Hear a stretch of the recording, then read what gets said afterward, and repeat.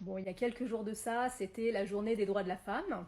Et donc, quelques femmes et quelques féministes, intelligentes ou fortement engagées dans la connerie, en ont profité pour défiler. Comme l'IVG est passé dans la Constitution, on s'est dit tiens, elles vont en profiter, elles vont fêter ça. Visiblement pas. Non, visiblement, il y avait un autre message beaucoup plus fort à faire passer. Bah, je vous laisse juge. Un bon père est un père mort.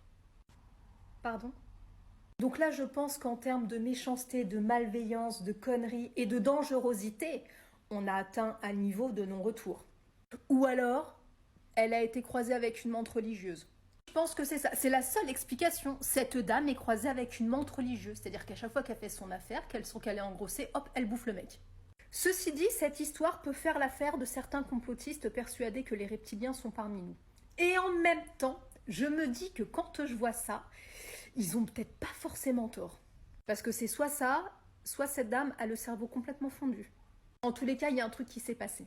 Enfin voilà, moi j'étais partie pour vous raconter l'histoire de Corinne, et puis je vois ça sur le mur Facebook d'un ami, et je me dis non mais là c'est pas possible.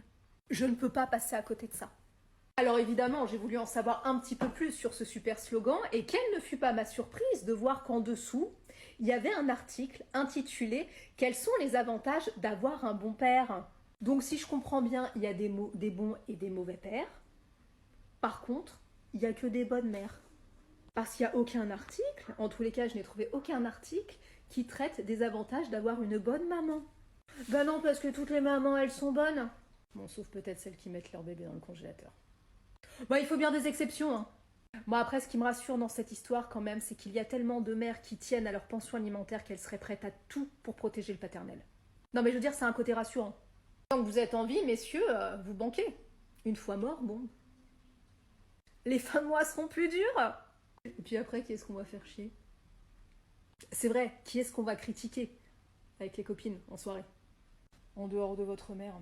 Il reste toujours les belles-mères. C'est vrai que c'est toujours un bon sujet, ça aussi. Enfin bon, voilà. Tout ça pour dire que moi, je vais aller raconter l'histoire de Corinne maintenant. Allez, bisous.